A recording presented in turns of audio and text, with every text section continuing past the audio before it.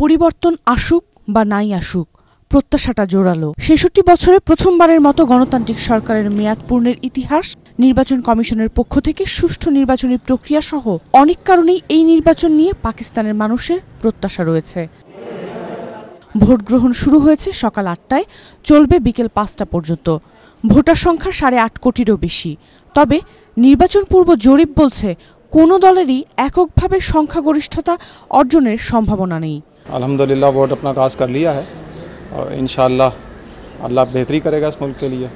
बल्कि मेरा पैगाम तो ये है लोगों के लिए कि वोट ज़्यादा से ज़्यादा डालें।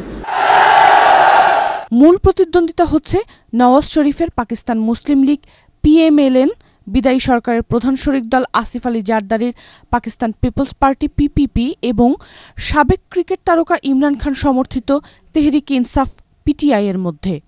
এ পর্যন্ত যেসব জরিপ হয়েছে তাতে মুসলিম লীগই নির্বাচনী লড়াইয়ে এগিয়ে আছে বলে জানা গেছে।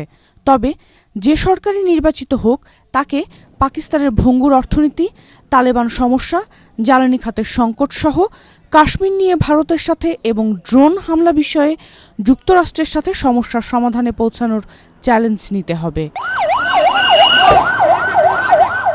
এদিকে নির্বাচনের নিরাপত্তা ব্যবস্থায় দেশজুড়ে আইনশৃঙ্খলা বাহিনীর ৬ লাখ সদস্য মোতায়েন করা হলেও নির্বাচনের দিন সকালেও ঘটেছে বোমা হামলার ঘটনা। গত কয়েকদিনে শতাধিক প্রাণহানি ও হুমকির মধ্য দিয়ে শুরু হওয়া এই নির্বাচনে এরই মধ্যে স্থগিত করা হয়েছে কয়েকটি কেন্দ্রের ভোট গ্রহণ। তবুও আশা করা হচ্ছে ২০০৮-এর নির্বাচনের চেয়ে এবারের ভোটারের উপস্থিতি হবে বেশি। সাদিয়া মাহজাবিন ইমাম, ATN বাংলা।